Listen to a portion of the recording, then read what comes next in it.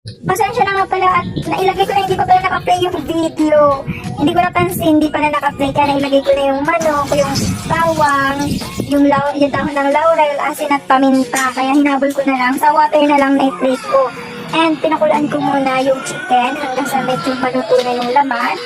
At saka ko, hinimay-himay yung laman, tinanggal sa buto, and kasama na rin yung skin. And ayan po yung ating mga ingredients. Sinamahan ko siya ng luya, bawang, sibuyas, at yung pepper.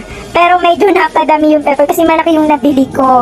And ayan, magluluto na tayo. Ready na po yung sangkap. Igisa na natin itong mga Ricardo. Kita nyo na lang sa video, wag kayong wawaglit kahit saglit para hindi nyo makaligtaan kung ano yung pinaka-importanting mga ingredients natin. Ayan, gisahin lang muna natin and halu-haluin. And pag medyo luto na yung Ricardos, ilagay na natin yung chicken and ihalo din natin para medyo ma-fried ng kaunti yung chicken.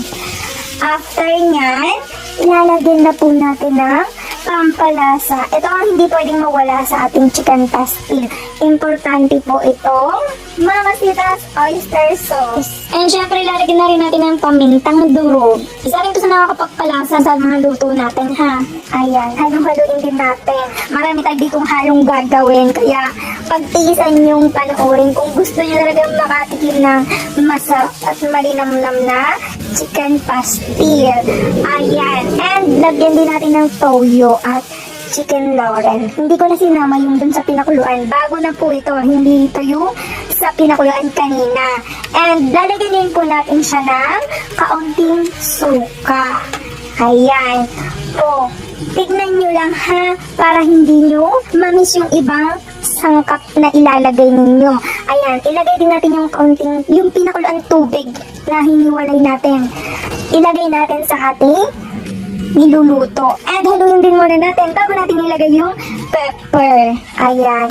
Madami talaga yung pepper kasi nga, sabi ko sa inyo, malaki yung nabili ko kaya, pero masarap din po yan sa ating chicken pastil. And lagyan din natin ng green na sili para medyo may anghang-anghang na kumakagat-kagat.